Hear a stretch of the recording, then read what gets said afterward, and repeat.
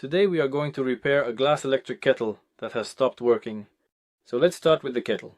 From Kitchen Powertech, model EW3683. The kettle's power is 1850 to 2200 watts, which is equivalent to 1.8 to 2.2 kilowatts. Let's check its functionality one more time. We pour in some water. We turn on the light indicator network. No, even if the LED burns out, we'll try. Its temperature, it's not heating up yet. Let's wait a couple of minutes, and everything will be clear. The kettle shows no signs of life, the water remains cold, so we will repair it. First, we need to make sure that the power cord isn't broken. For this, we take the bottom part, with the base and the cord. We'll use a multimeter and start checking. There are 3 terminals on the base. The outer terminal is the grounding, which is also present on the plug. And inside, there's the phase and neutral. One of them is the wire here. Contact connections. And the second one is inside. It is necessary to check how they connect to the plug, and after that, we can draw conclusions. We switch the multimeter to the resistance testing mode.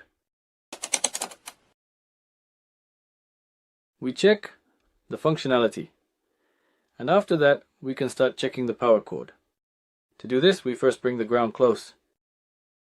The central terminal on the plug and the side one. On a stand, there's a connection. Now we need to check the phase and neutral. One of the 10 wires is either the phase or the neutral. We connect to one wire, and that wire will be, accordingly, the central wire. Here's the contact. Here it is. Contact. And the second one, we bring the contact close to the side one. There's a connection.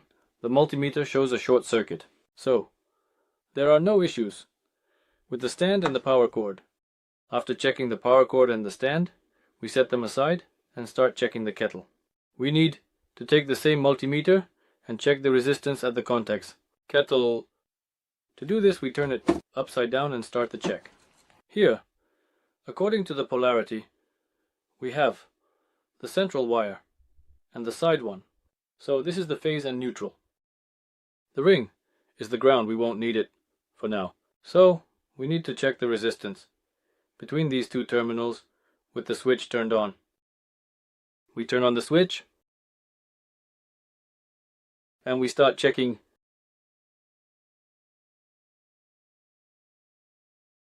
When the switch is turned on and off, there is no effect. The multimeter check showed that either the kettle switch is to blame or the coil, which needs to be checked. It's a hidden type, so we'll have to remove the entire bottom to access it and check it thoroughly.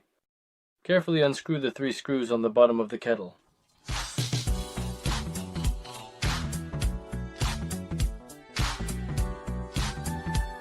We close the flat screwdriver and start slowly.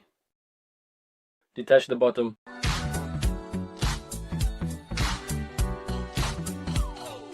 Now we can use the tester to check the functionality of the heating element. Kettle. We bring the tester, probes, to the 2 contacts of the heating element. The tester shows a certain resistance, which indicates that the heating element is functioning properly. After that, it's necessary to check the resistance at the switch contacts that close the circuit and connect the heating element to the power supply. To do this, we turn the switch down, and we also check the resistance using the multimeter. We bring the probes to the upper part of the contacts. We bring the probes and start turning it on. The resistance is different from that of the heating element. This indicates that the contacts here are burnt and need to be cleaned. The switch mechanism is attached to the bottom of the kettle with 3 small screws, so we need to unscrew them and remove the switch mechanism.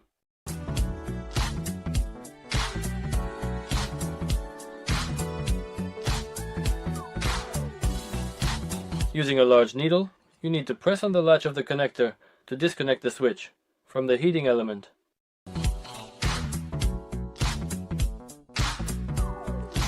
We pull it out with a little effort.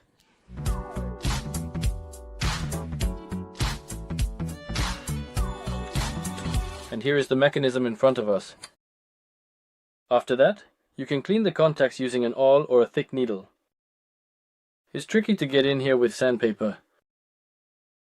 First, we clean one contact. And then the second one, the stationary one, on that side.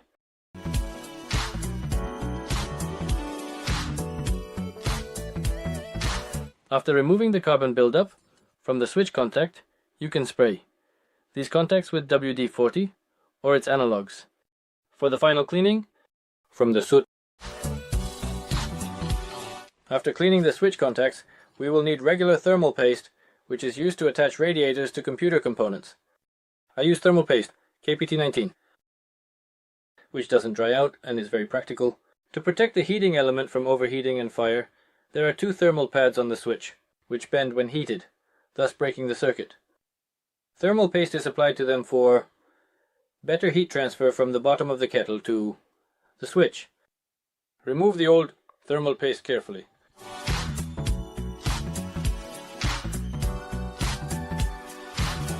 And apply a little bit of new one.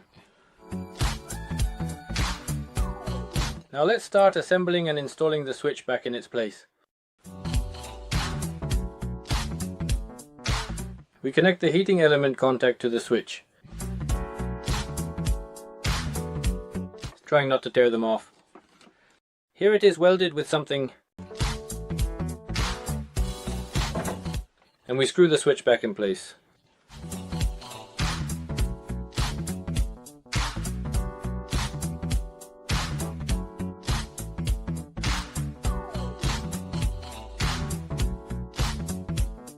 Now, without screwing on the bottom cover, we need to check how the kettle works.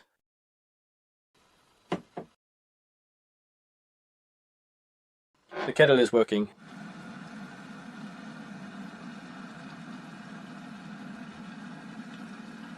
After checking the kettle, we need to put the protective cover back in place.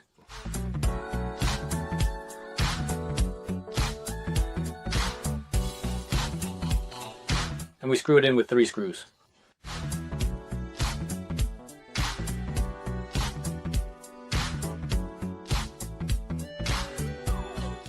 After assembling, we check it one last time. Kettle,